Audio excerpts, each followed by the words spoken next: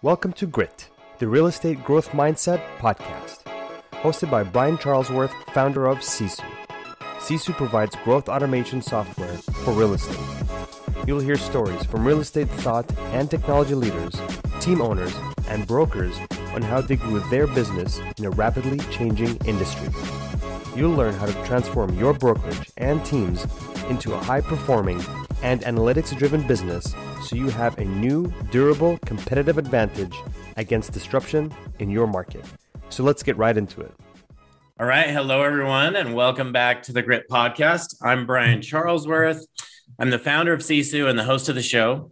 And for those of you who don't know what Sisu is all about streamlining and automating the real estate industry. And this is going to be an amazing year for us. We've got some big things going on that we probably won't talk about in this show. But if you want to learn more about that, just check out our website, sisu.co. That's sisu.co.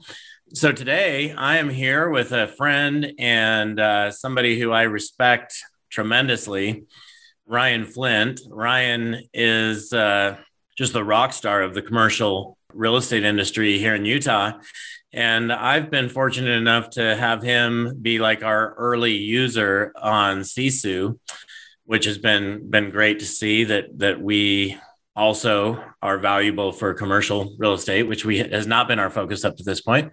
But Ryan runs one of the top teams in Utah and in the country and is now at Mountain West Commercial and is highly respected and decorated across the country, just has won a ton of awards. If you drive through Farmington, Utah and all of Utah, you'll see his signs everywhere.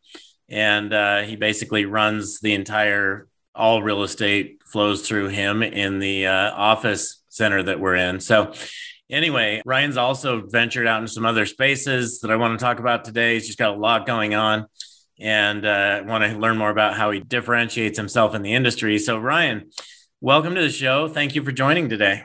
Thanks for having me, Brian. It's a pleasure. Hey, anything you want to add to that intro as we get started? Gal, I'm super grateful for everything that you said. If I'm a little red, it's because I'm blushing. I'm grateful for our relationship. So thank you. Those are kind words. Well, let's get started then. Maybe you could just tell us a little bit more about your business. I think that'd be a great place to start. You're still extremely young and just have somehow just been able to dominate in Utah. So I'd love to hear more about how this has all come about. Yeah. So I am a commercial real estate broker. I primarily do office, industrial, land, investment sales, and have built a team that is full service 100% across the board. And I've been in the business for just under a decade. And like you said, just came over to Mountain West Commercial Real Estate, which people say that maybe they're a boutique, but they're a very big boutique in the Intermountain West region. I came from Colliers International. I'm sure we'll probably get into that a little bit, but yeah, I've got an amazing team and have learned so much over the years of how to do things a little bit different.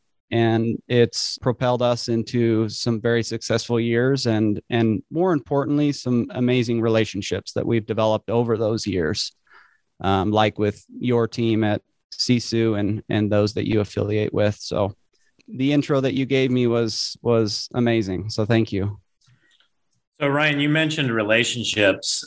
Like if I look at you, that's the one thing I always say to myself, like Ryan is the expert. He's the king at just developing and building solid relationships. Like if I want to get in and have a relationship with any business person in Utah, I could probably come to you and you could make an intro and we could figure that out. So how do you do that?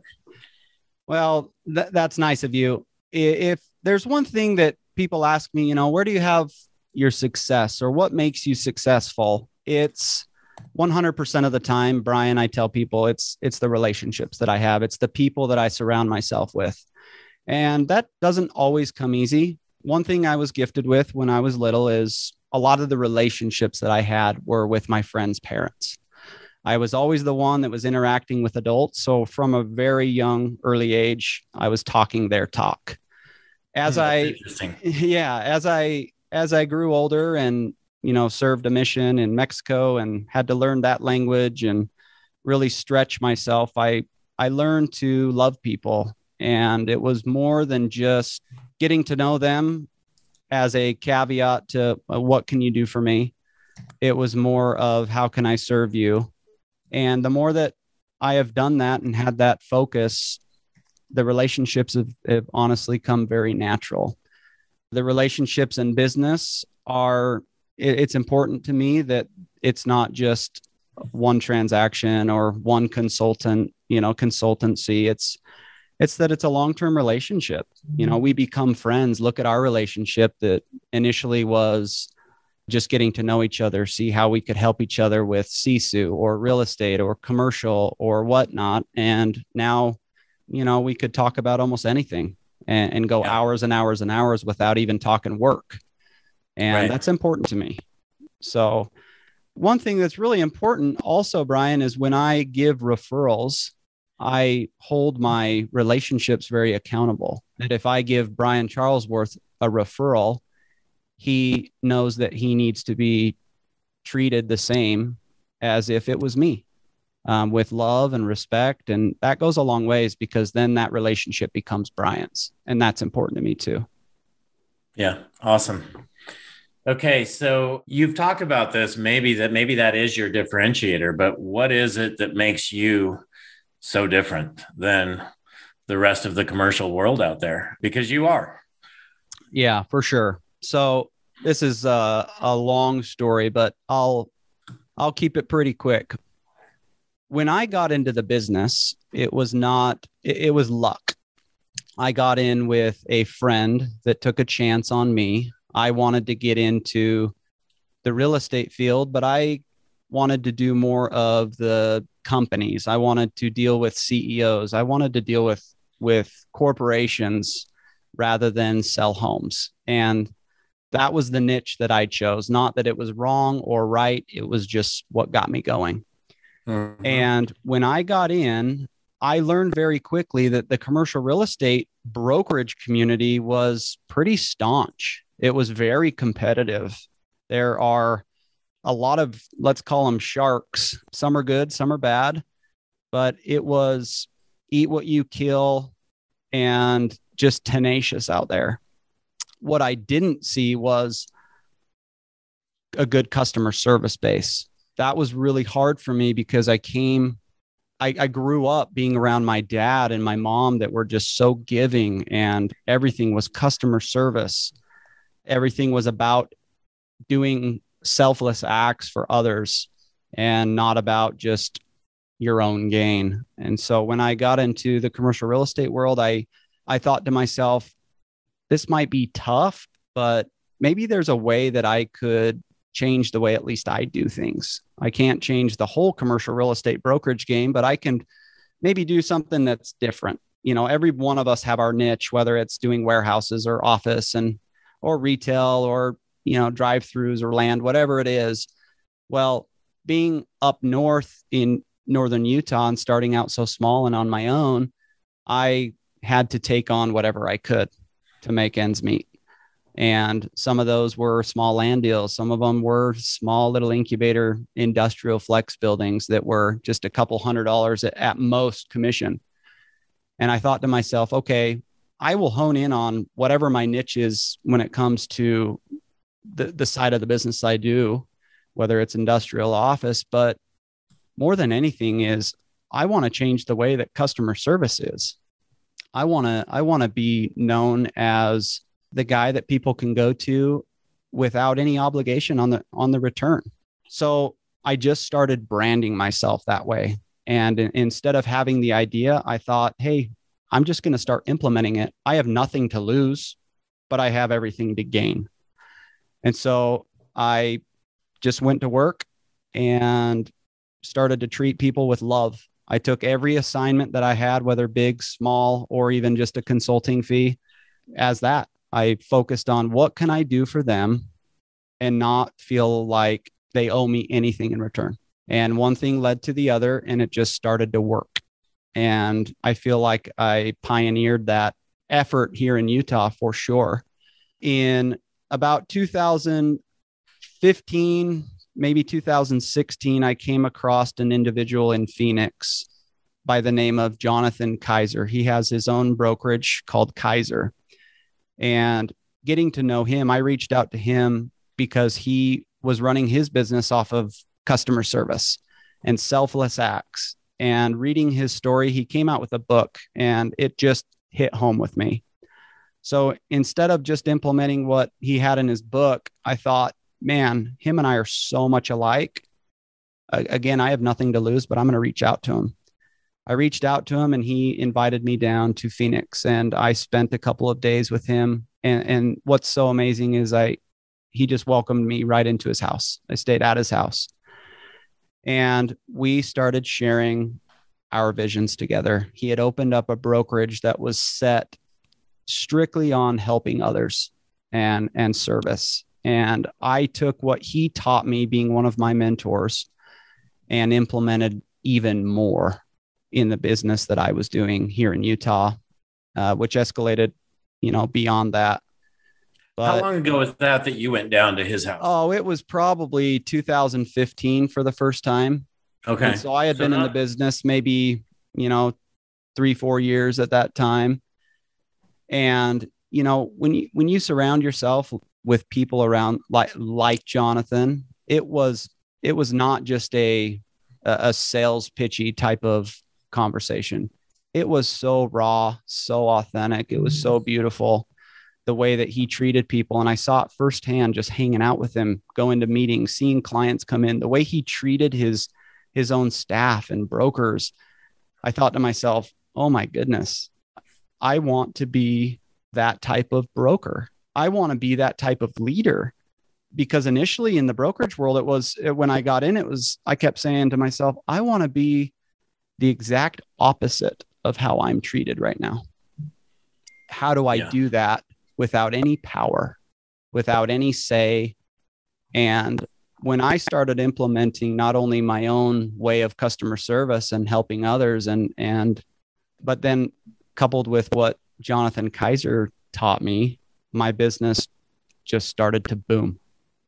And it was because I was more focused on helping others than I was on just doing deal by deal. And that's when the repeat business would come. That's when the 500 square foot tenants that I helped early on would come back and say, hey, I need 1,000 square feet, then 10,000 square feet, then 100,000 square feet. And before you know it, you're family with them. And just take the example that I have with you and Spring, Ryan. It could be as small or big, but on both sides, there's no question whatsoever that I'm here, whether it's me making a penny or anything at all. I will do anything that I can to help you. And you know that. Yeah. And I feel the same. I feel the same. And so it's hard. It's a hard business to go into as far as just being very customer service oriented and not having the mindset of, okay, I've got to make this commission or I've got to do this deal because it only justifies my time and value. I knew it was a huge sacrifice, but I said, hey, this is the person that I want to be. This is the professional, the leader I want to be. I know, seeing Jonathan's success, because he had been in the business for 15, 20 years at that time, it's going to take time, but it's going to be real. And when that hits, it's going to be big. And it didn't take more than a year before I saw all of the fruits of the hard work and labor that I had put into focusing on customer service. So looking back now, it's just such a beautiful thing. I take a completely different approach on the way I do business, even with brokers. I've got a lot of broker relationships that are within our firm, outside of our firm. They're all my friends. And so when they have questions or they have assignments that are in an area that maybe I'm the expert in, they know that they can reach out to me without feeling like, oh, we've got to give Ryan a referral fee or we've got to give him this deal and then step away. It's actually the opposite. It's how can I empower you as a broker representing a company to the best of your ability and focusing on how I can make people the best versions of themselves. It's hard. it's hard being in the real estate game or any business per se without knowing that there's something coming in. But it's a beautiful thing. It really is. And I'm grateful that I went that route because it's only gotten me better. It's gotten me not only to be more desired as people's advisor, but it's opened up a lot of doors for me to escalate my business and gain relationships. Yeah, I'm sure it has. Thank you for sharing that. So as I look at what you're doing, Ryan, I mean, you chose to go commercial. You wanted to interact with CEOs instead of first-time home buyers. When I was selling real estate for a year and a half, 2 years, I tended to flock that direction as well.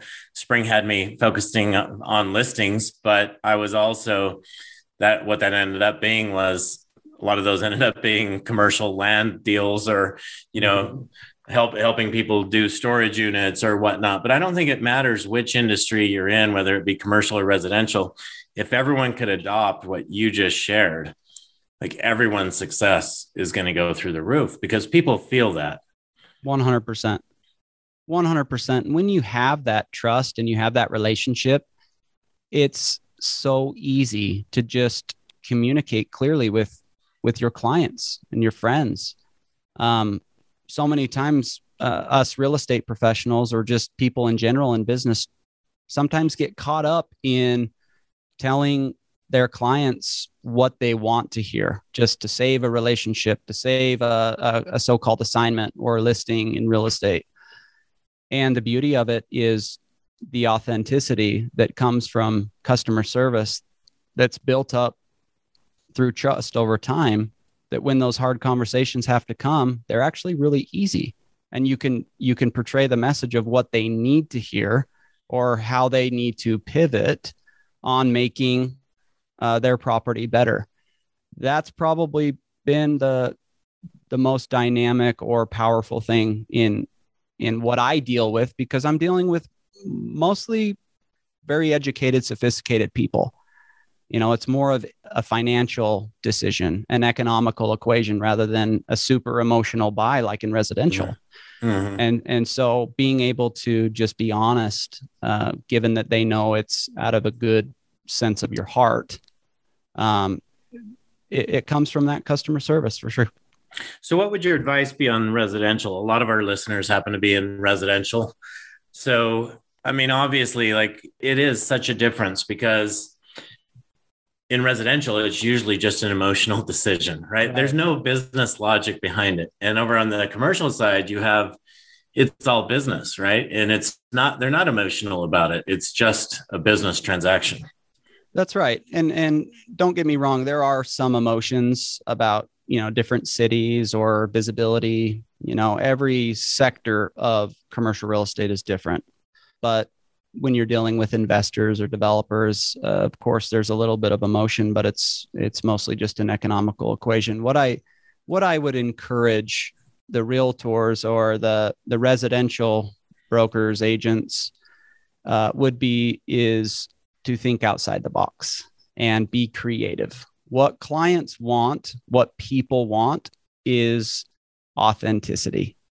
They want the real thing. They want raw. And so many times we get caught up trying to oversell or overpromise. And then we work so hard to deliver on those high expectations. I mean, the market, especially in Utah, is just absolutely nuts. And so being able to talk about high sell prices on the residential side is probably fairly easy. But at the end of the day, it's going to be a trust thing. What happens if our market has a tank? What happens if something wrong goes on? What if through the due diligence, they find something that wasn't disclosed? They're going to want somebody they trust. And being that agent, you have to have the courage to say what they need to hear. And it all comes back to customer service. I mean, whether you're in the restaurant industry, whether you're a residential agent, a commercial agent, software developer, it comes down to customer service. It comes down to loving people and loving what you do. And sometimes people are scared of that word, but if you care about your customer enough and you work out of love, it's going to go so far. It's so much easier to work when you actually love that person enough to go fight for them. And sometimes fighting for them is being honest with them and saying, hey, here's our challenge. This is how we're going to work through it. We're linking arms. We can do this. So yeah, Brian, there's so many ways that customer service comes in hand. It really is. People can feel where you come from. For sure. And right. So that's something that I love about you and something that has always differentiated you, but that's like, people know where you're at, right? And they know, why is he doing this for me? Is he doing this because he cares? Is he doing this because he wants money? Is he doing this? They can feel that. And I think that stuff that's right here in your soul, right? That's the stuff that people feel. And that's how you treat people. And that's what goes out. That's why you're so authentic, Ryan, because that's who you are. So anyway, I really appreciate you sharing that message, because I think everyone needs to hear that. Doesn't matter, like you said, it doesn't matter what business you're in. For sure. The biggest takeaway that my dad taught me when I was young was be a good steward over whether it's money or whether it's properties or whether it's, customers in a restaurant. Be a good steward over the people that you are serving and the things that you are accountable for. And when you are, you will naturally have opportunities to do more. It's not that you'll necessarily get more, but you'll have opportunities to do more. And for me, is if I get an opportunity to serve one more person, hopefully that affects 5 people or 10 people or 20 people. Because when you're serving out of love, honest to goodness, it's a domino effect. And that's why the success with our team has been so evident, is because it's become a big domino effect, all from a simple act. Well, you just said, Ryan, it's not that you're necessarily going to get more, and you definitely don't want to go at it with that approach. But The reality is, the universal law is, the more you give, the more you get, right? That's right. So the more you can benefit other people's lives, the more your life will be blessed. That's correct. So, okay, that's such a powerful message. Thank you for sharing. We could just wrap it up right now, but I've got some other things I want to ask you. So one of the things you said, you talked about Colliers, and you talked about how some people are saying, you might be at more of a boutique brokerage now. And I know, in my opinion, is in residential real estate, it doesn't matter what brokerage you're at, right? This is about you. This is about your team. This is about the Ryan Flint team. This has nothing to do with Colliers or Mountain West or anybody else. So do you agree with that, or what's your thoughts on that?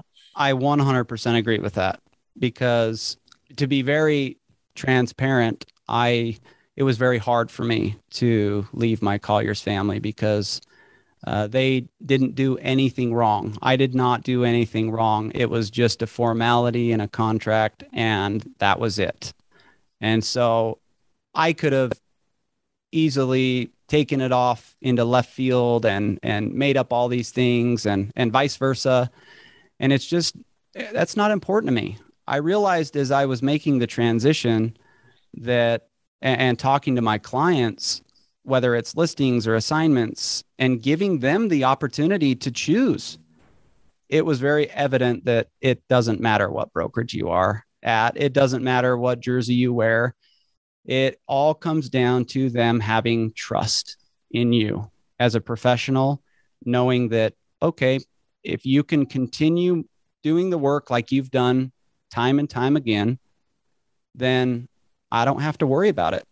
And frankly, Brian, some of the clients that I had that are big clients even had to ask, like, what brokerage are you with in the first place? Because we focus all of our efforts about them. Yeah, nobody said, "Hey, I want to work with you, Ryan, because you were at Collier's, right?" No. I mean, had nothing to do with it. No, it didn't. And, I have so much respect for all the big firms, for Colliers, for Mountain West. It's just a vehicle to hold your license. They provide good support. They've built the good infrastructure. That's wonderful. But at the end of the day, it's me and my team serving those that we work for. And we put in our own infrastructure as a team to even beef that up more, because our focus is the customer service side. It's doing that one extra thing that others don't. And that's what makes us special. Great.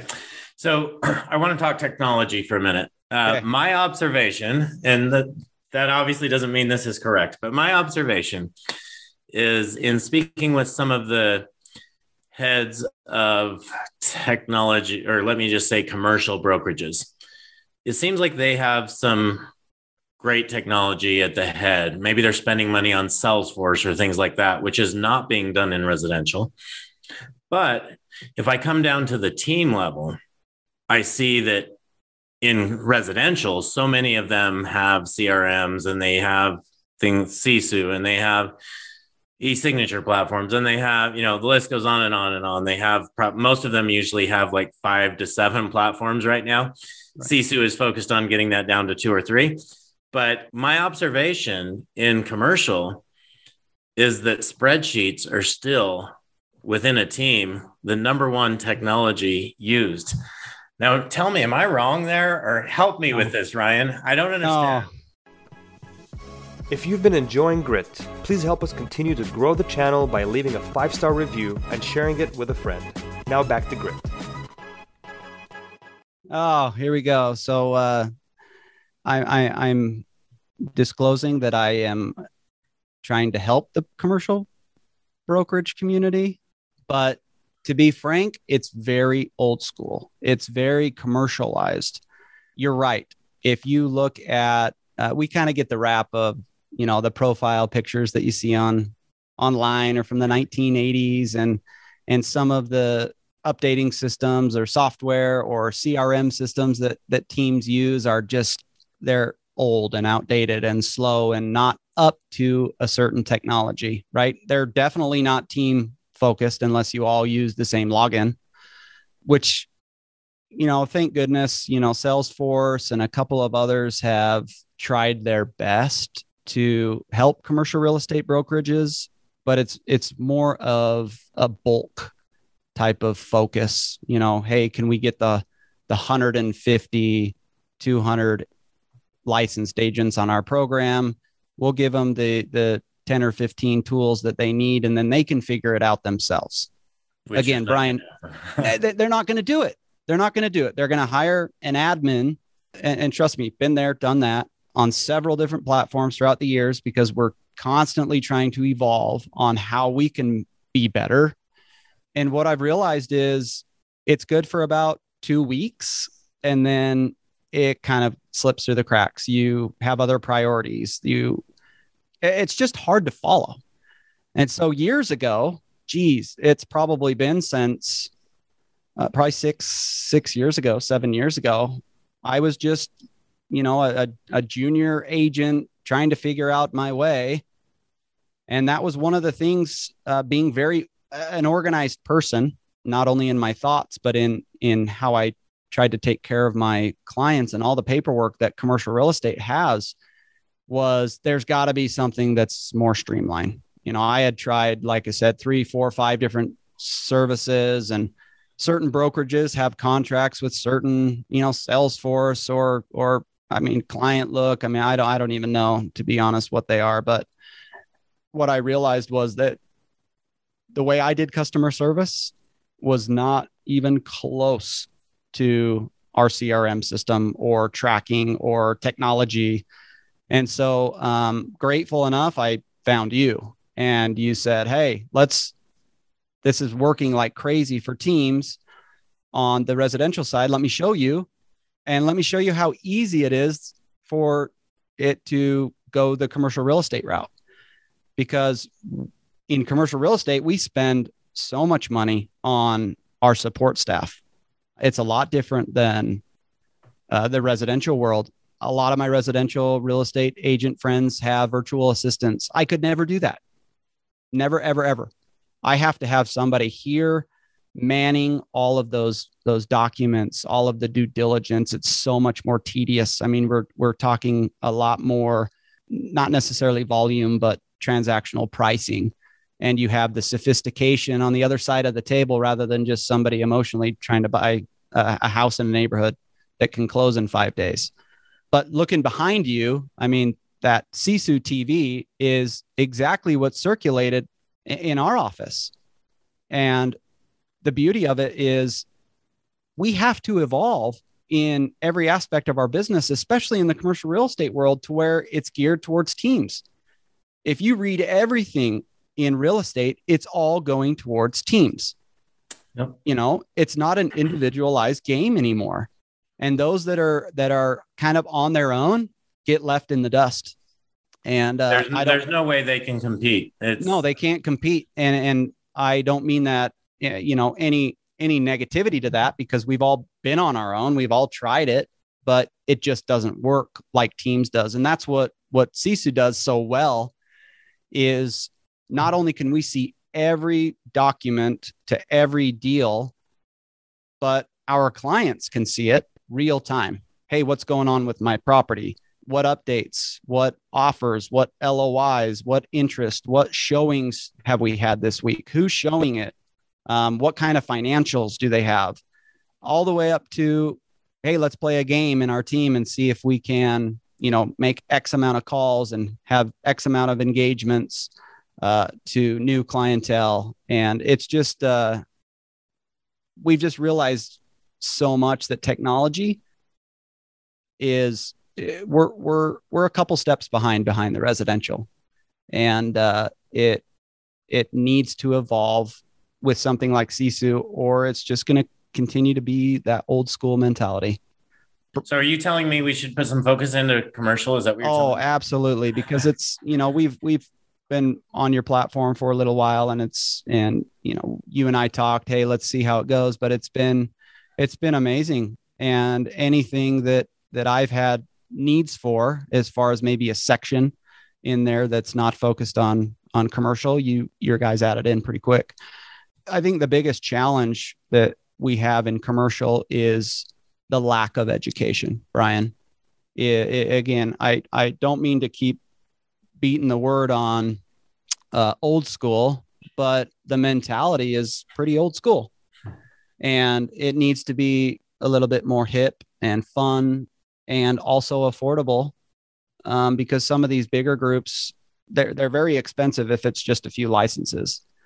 Yeah. And so unless you get the whole thing, but there's so many things in commercial real estate that I wish I could change, but we're just doing everything we can to change us within, and then try and educate others as we get a grip around it.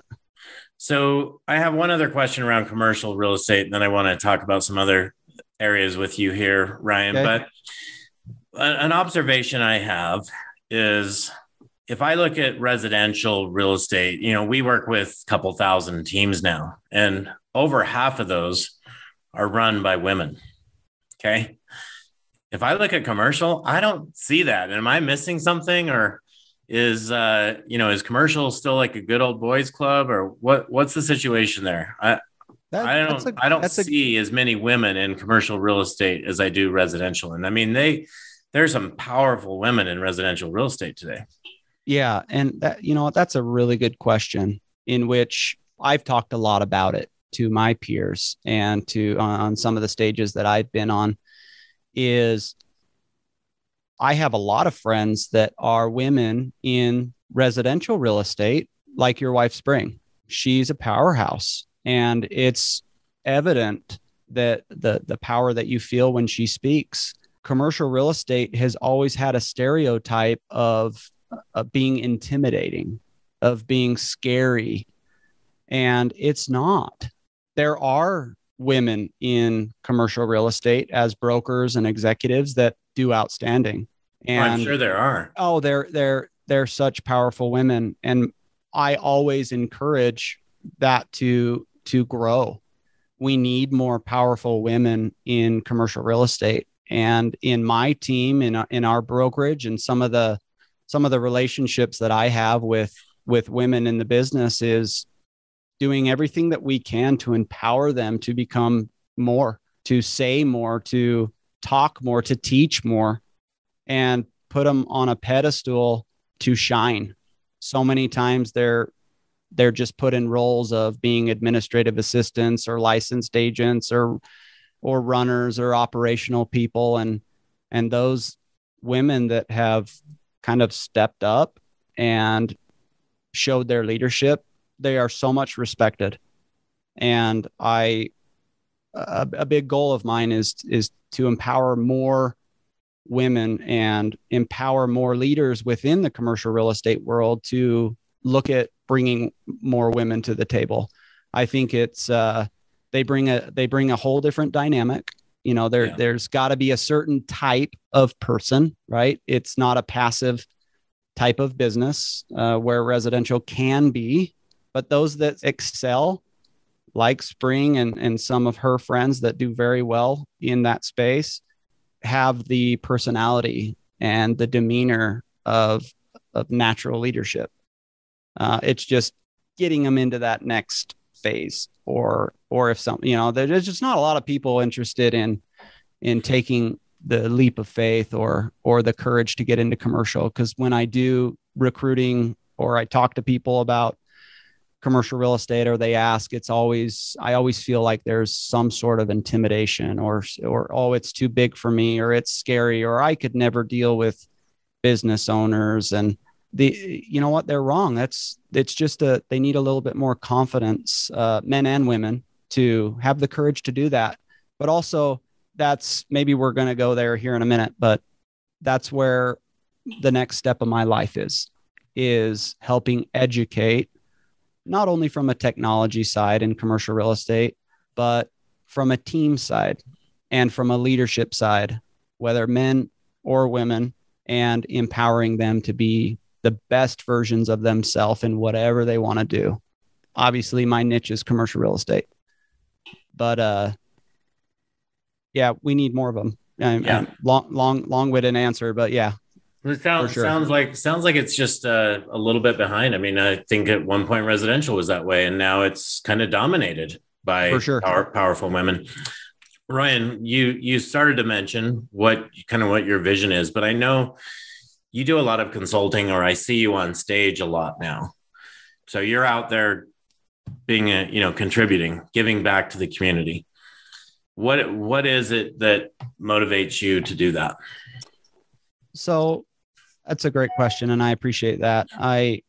As I mentioned, when I started in real estate, I was kind of just put into a corner with a phone book, and I wasn't taught anything from mentors. I had mentors, I have mentors, I have people that I look up to, but never to an extent that I have wanted to give back that I have.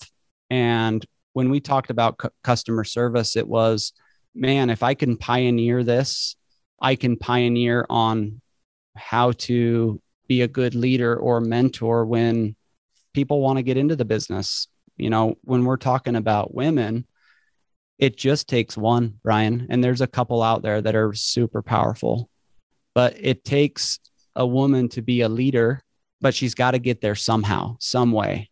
With the lack of education or just throwing somebody in a corner with a phone book, that doesn't empower anybody. They feel like they're working for somebody else, or they feel, slave driven, whatever you want to call it. But there's no empowerment. There's no encouragement. And I told myself my upbringing with my mom and dad was special in the sense of they were always giving.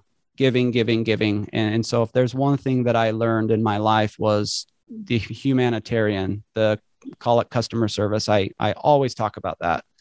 And I told myself when early in the business that, hey, if I get to the place in my life, and I didn't put any money on it or anything like that. It was when I get to the place in my life, in my career, that I can then lead and give back and do it authentically and not force it.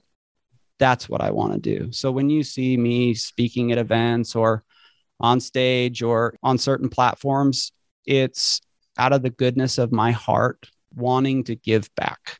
There's so many times that I'm asked, how do I get into commercial real estate? How do I build my team? Teams in commercial are so different than teams in residential, 100%. But you tell me online where you can Google or go find anything that has to do with helping somebody get better in commercial real estate. It's not out there. And if it is out there, it's not very good. It's very old. It's very, there's nothing creative behind it. And so I thought, okay, I'm going to be that source. I'm going to lead with love, and I'm going to authentically show people for no cost how to do it, how to get in there. And honestly, before I teach you how to do it, let me tell you everything what not to do. Because there's more to that than there is to how to do it. It's not rocket science. Luckily, I have again very good connections that have talked to me like this, whether it's on podcasts or just relationships that I've had that know my story that have those opportunities to get me in front of people. And so again, it's just an act of customer service, giving back, loving people, and being the resource when it comes to commercial real estate on opening up some doors for people. It's obvious that that's who you are as a person, just always wanting to help others and be there for others. I wanted to learn more about this Real Estate Avengers, and I know we're short on time, Ryan. Do you have a hard stop here on the hour? No, we're good, Brian. Okay. So tell me about the Real Estate Avengers. I'm very curious about this. I don't know a lot about it. I know several people who are in this group, and I see you all post about it at the same times, but tell me more about it. So Real Estate Avengers is a mastermind or a network group made up of really high net worth individuals that are in the real estate space. Most of them are business owners that invest into real estate. I mean, from every area of the country, from every different business, it all ties together because we all love real estate. So it's a hand-selected, invite-only type of situation to where we come together as a group. It's very organized, and we get together 3 times a year in person. We have a call together every week, every Thursday, and we rotate who the speaker is teaching every Thursday. And then when we get together in person, our leaders bring in the top talent from around the world, and we learn how to become better people, not just better real estate investors or agents or brokers or property managers. We really learn how to be better people. And that's what I love about the Real Estate Avengers group, and the connections that I have made there, Brian, are absolutely priceless. I have some of my closest friends are from that group. Unless you followed them or unless you knew a lot about them, you would never know that they're worth 8-9 figures. You would never know that they're multi-millionaires, billionaires, some of them.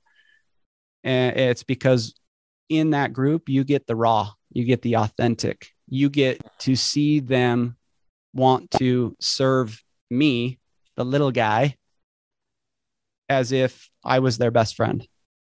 And as we've all put our heads together, we've, from people that own a restaurant, but they own the real estate, right? And tons of restaurants, but they own the real estate, and brokers, we collaborate, we talk. And the value that I have received, not only from a transactional standpoint, which is wonderful because, there's got to be a little bit of a return on the investment or the time that you put into it. It's times 100, honestly. it's priceless. I say that with 100% conviction that it's priceless. The relationships that I've had, the information that I've gathered, I feel like what makes me powerful is the people that I have in my corner. Every deal that I do from a corporate standpoint outside of the state of Utah, I have a person, and it's a relationship just like you and I have, to where they know how I would take care of the customer and vice versa. And we have that expectation with each other. And so I could rant and rave all day long about how amazing it is. And if you feel like, and this is for the listeners, but if you feel like you're ready for that next level, or you're a leader that wants to learn how to lead more, connect with me. We grow the group, but we grow it very methodically. Again, it's kind of an invite only, but we're not selfish to just keep it small. Again, everybody in that group wants to give back and help for the better good. And again, it's every avenue of the business. So we've got people that are residential real estate agents. Somebody like you would be wonderful, Brian, because you bring a whole different dynamic and aspect to the real estate game. From the commercial or the corporate real estate broker, executive advisor that I am, I bring a totally different dynamic. We've got guys in there that see the future with cryptocurrencies and what the future is there with real estate. It's just unbelievable. And so I'm the little guy there. And I love that, because if I'm surrounding myself with people that are better than me or that are making me stretch, I'm winning. Absolutely. I mean, who we surround ourselves with really determines who we are, right? Determines where we're going, determines our future. So constantly leveling that up. And that's why I wanted you to share this. I think it's an amazing group. I know a lot of you guys in there. Whenever you get together and I see all the videos, I'm like, oh yeah, there's so-and-so there, Yeah. And so anyway, it's fun to see. Thank you for sharing that, Ryan. We do have a lot of powerful leaders that, are in our circles and that listen to this podcast. So maybe you can share with them what the best way to get a hold of you is, in case they do want to connect with you on that or anything else that you've talked about today. Yeah, you bet. You can find me on Instagram. I'm on LinkedIn, Ryan Flint. My Instagram handle is @Ryan Flint. Or you can just send me an email to info@ryanflintteam.com. Maybe you can put it in a link or something, Brian, if you're the tech guy. Yeah, we can add that when we put the show out. Again, reach out. I've got a full team of support. Again, we're very customer service oriented, so there's no wrong or right answer, question. Whatever I can do to provide value to your listeners is important to me, with nothing for me in return. All right. So Ryan, I just want to thank you for being on the show. One of the reasons I do this is because I get to interact with people like you, and I love it. I've met so many people by having, just having them on my show, and you and I know each other, but so many of my guests I don't know until they come on the show. And it's very interesting, but I usually maintain a relationship with them ongoing once they've been on here. So for sure, it's a great way for me to learn, great way for me to get people like you on here that I can just ask anything I want to. So if you guys, if you don't have a podcast and you want to be able to ask people questions, it's such a great way to be able to learn what you want to learn. But anyway, Ryan, thank you so much for being on the show. To all of our guests and listeners, thank you for listening. I believe this will possibly be our last show of 2021. I believe this will air next Tuesday, Ryan. So when that happens, we will let you know. And again, thank you for joining today. It's been a lot of fun. Thanks for having me, Brian. You're a stud.